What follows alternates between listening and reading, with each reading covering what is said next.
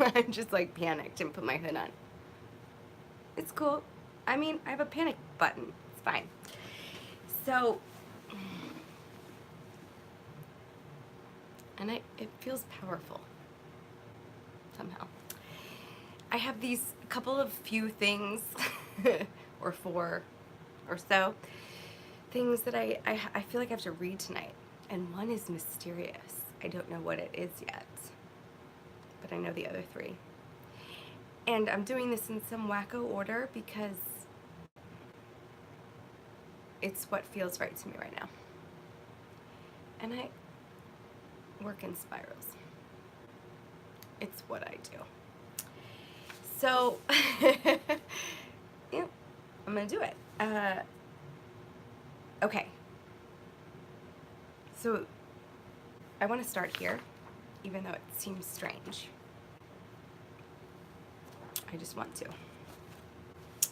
I have to read this. This is completion work for me, and no, I don't have to explain it. I don't have to explain it. Fuck yeah. Here we go. Sam's Club. Okay. The Cat. A Tale of Feminine Redemption by Ransone. Once upon a time, there was a cat. The cat loved his person so much. So he / sharp sword stuff. She, it's complicated, LOL, wanted to honor his person, or her person, and thus he / she went out hunting. And she caught a mouse. She killed that mouse. She killed that mouse. That modest mouse. And she carried it the long way back home by mouth to his / her person. And when she arrived back at home, she laid the dead mouse at her feet. The person's feet, sorry. There's an apostrophe. It's beautiful.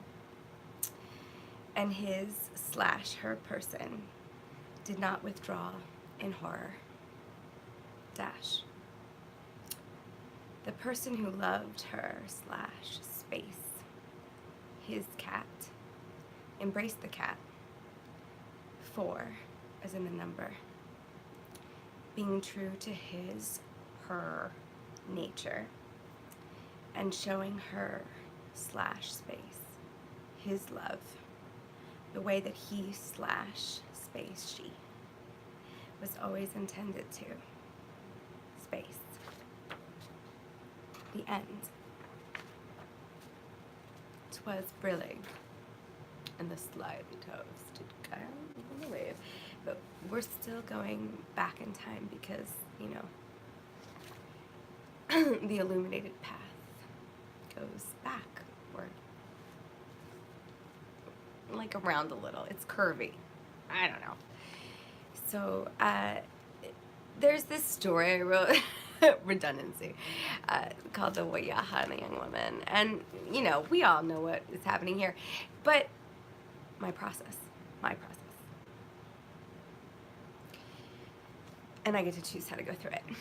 And I don't, again, like, want to read all of it.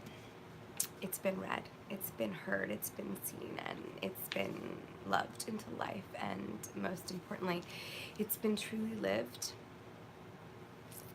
So for me, I need to close it down a little, and I need to pick where to start that sort of recanting of it, which is going to be right here, because this is what I choose to do at the end. We're going to go into the end, show what happened, what has happened, and then we're going to keep going on this little mystery cruise to this place I need to land tonight, for tonight. We're going to start here at the end of the ending of the Wayaha, the Wayaha, and the young woman. And I am a young woman, and I'm always going to be one. I just want to be really clear on that too. Okay, so here we go. The end of the story. It makes no sense. I fucking love it. Stir those, said the witch, nodding toward the pots on the stove. So the young woman grabbed a long-handled spoon in front of her and began to stir. She noticed the force with which the Wayaha was chopping peppers beside her, and then, in one hard push down through the pepper, the knife flew out of the witch's hand and bounded into the air above them. Without a thought. Like right now. Fuck yes. God damn it. So good. So powerful. So right. Without a thought, the young woman reached up and caught the blade right out of the air. She looked at the Wayaha, and the Wayaha looked at her. The Wayaha took the young woman's hand with the knife held inside it into her own hands. She unfolded. Motherfucker, titty sucker, big, bald bitch. Fuck. It's awesome. And we're back. It just makes me sweaty and hot and excited. Unfolded the young woman's hand and removed the blade. No one spoke. Good. The witch led the young woman outside onto the porch. She turned her to the left to face the west. Through the bare trees, the young woman could see a wild wind of darkness spinning toward them. It petrified her with fear. What is that? She could hardly whisper. The Wayaha took her in her arms. That is your darkness. The young woman's eyes widened in horror. We must get back inside the house, she pleaded. No,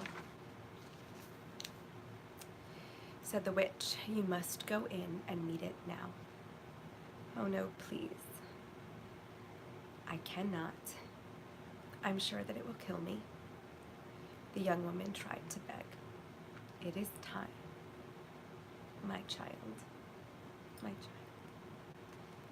It comes for you, and you must go in to face it, reassured the witch. A flame that will never go out waits on the other side. And after a strong tug on the silver ribbon the young woman wore around her waist, the Wayaha disappeared inside the house. 3 moons passed before the young woman emerged from the dissipating darkness. She was not the same as when she had entered it.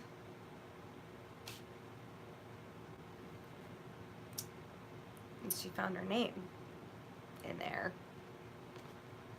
That's a huge thing. Oh my God. Fuck.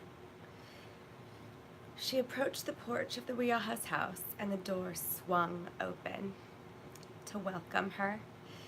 There inside was the Wayaha at the table waiting for her with the great meal they had started to prepare together before the young woman had left. Sit, child, and let us eat together, said the witch. And so they sat, and they ate. When the meal was finished and both were satisfied, I can't get enough satisfaction. It's a stone Jewish thing, and I'm ruining the story, and I don't care, because that's my job right now. But we're going back in, okay. She took down, oh my God. She took her down the stairs of the porch. Fuck. Oh my God. and all the way through the gate, out of the yard, where they stood for a moment before the witch finally turned to look at the young woman. It was then that the Wayaha reached down to the silver ribbon around the young woman's waist and began to untie it. The young woman was startled and scared. "You're taking it back?" asked the young woman hesitantly. "No," said the witch, "and yet she removed it. I don't understand. It's only a ribbon. We don't need it. But you made it for me. Why did you stay awake all night making it? You needed it." At that, the young woman began to cry. Oh, God, did she? "This hurts," she said. And the witch nodded.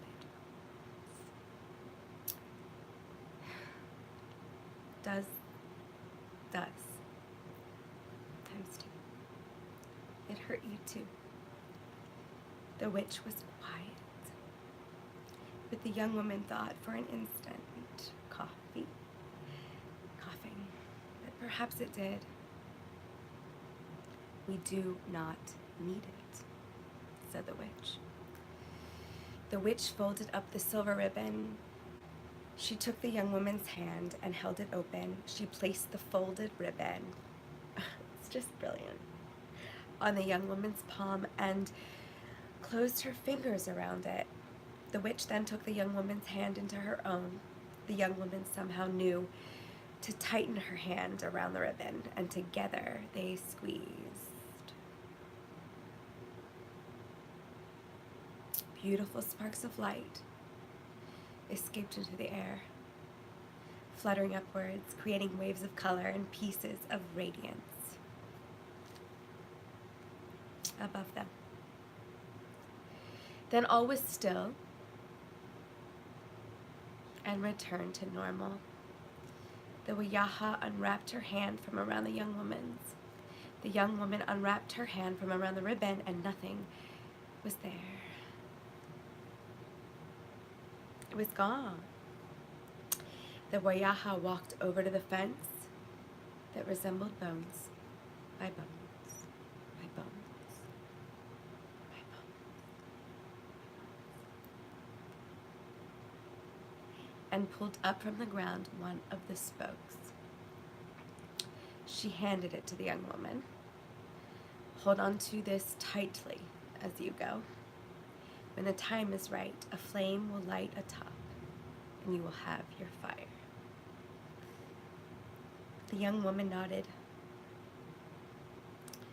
And once more, the Wayaha disappeared inside the house.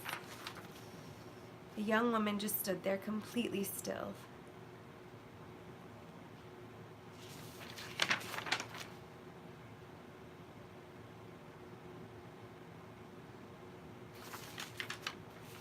Completely still for a moment. She took a deep breath and wiped away her tears. And then she began to walk into the forest from whence she came. Suddenly the ground below her caught her eye and she stopped. Traces of green were emerging from beneath the stiff forest floor. But then something else. Oh my God. She turned around to look behind her. With amazement, she saw that with every step she had taken away from the house of the Wayaha, shimmers of gold illuminated a path that had been made, a path between them. The young woman continued on. After some time, she came upon the old cottage that she had once left behind, and looking at it now, she thought how very small and broken it was. At that moment, she spoke. That's not what it says. Oops, I did it again. The spoke. of fence that she carried suddenly sparked and then leapt into flame above her. She looked intensely into its warm light, and then she carried the fire to the old empty cottage and lit the brittle wood ablaze.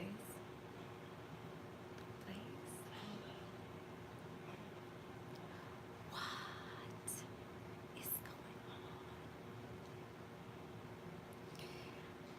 I can't. Back. Okay.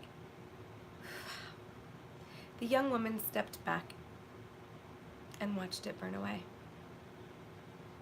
As it did, she felt something strange. Sure enough, when she looked down, she saw it. The young woman had grown a single green sprout of her own. She turned again to look back.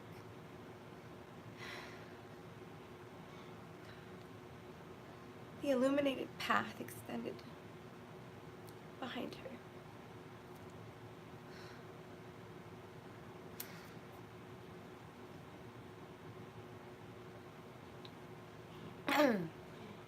What a wonder it was. And so it was, with that very sense of wonder. And her fire alive and brightly lit, that the young woman continued on her way. Oh my God. This is magical. The last page is the messenger page, yeah? The white page, the blank, clear, palimpsest, slicked. Start over. The soft animal of your body gets to live what it lives. Page. And then there's one quick thing I want to read, and this always will feel too long for me. But, like, this is great. It's gorgeous, right? Because, like, you don't have to watch it. I have to do it for myself. And the thing about that is I need a bridge. I need a bridge to read this last little thing I want to read. But I don't know what the bridge is. And I didn't really want to because I like the mystery. I like it. It invites creativity. So what I decided, like, the only thing I decided right before this was I'm going to just go into my page journal and pick a page and read whatever happened on that page. Just even a sentence of it, and then I can complete a certain process. The kids, you know, it is a process. Let's be real. We're killing it, but, like, I'm full of ideas.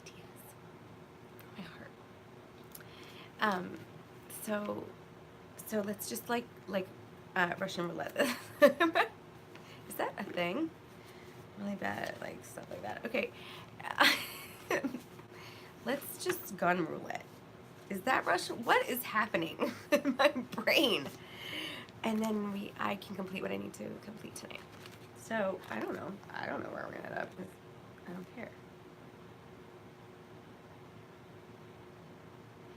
Okay, well, it happened, and I turned to the page. So I'm gonna read some of this, and then I'm gonna go back to this sort of origin. Okay, it feels so long, and it doesn't matter. It doesn't matter. It just doesn't matter. This is from 9/7/13. September 7th. Oh, I can't say it. Do you see what happens to me? I get tongue-tied. It's Twister. 2013.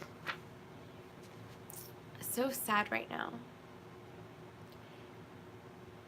Kicking the curb. Hard to explain why. Just sad.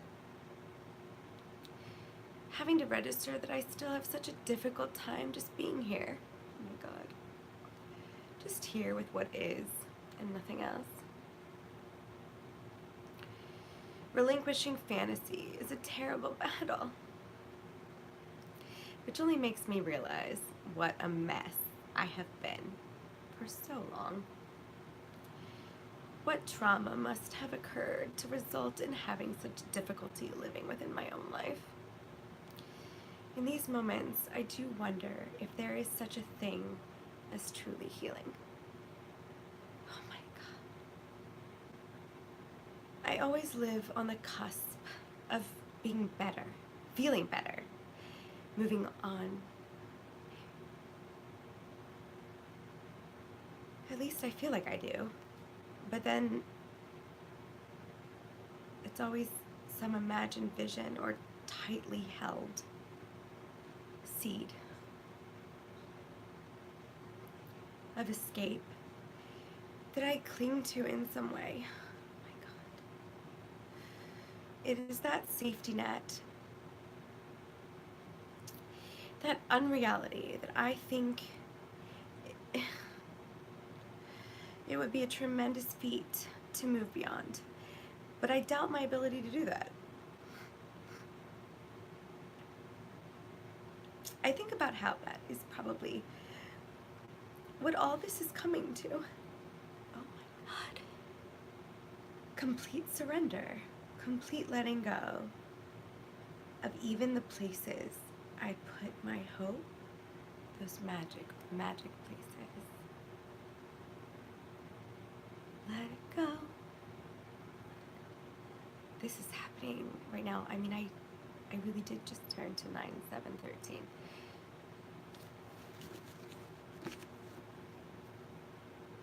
This is where this ends for me tonight. Let's go.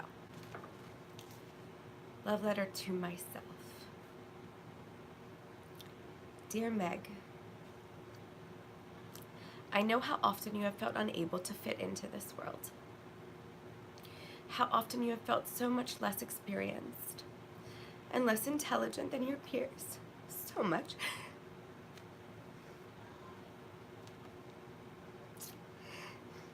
Sorry. I know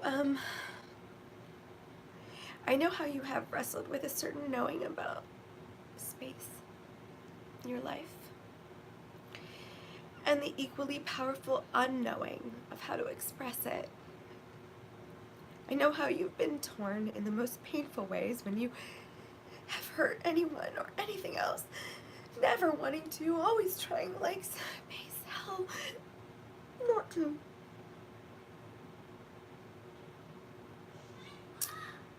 I also know your passion, your awareness, your devotion, your curiosity, your openness, your desire, your playfulness, and your capacity in love. And I also know your purpose. Be brave, Meg. Be honest. And always, always, always, always, always have, always will follow your heart. No matter what happens, your heart will make everything all right. It won't always be pretty. In fact, it will be a very real nightmare at times. And you will see then, Dash, who you are, why you are here, and what you are uniquely able to express. Remember September. Remember that you are loved.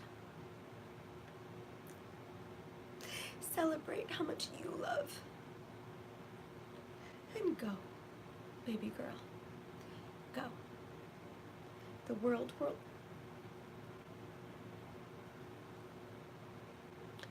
will only be better for it. P.S. Dreams do come true. XOXO. Love always. Mega. Meg. 7-Eleven. 11-7.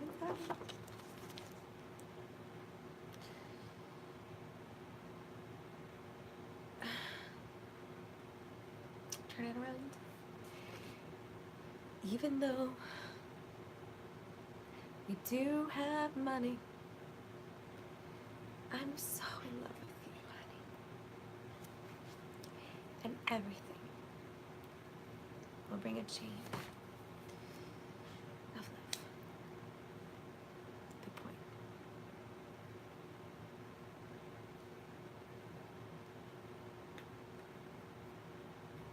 111 19.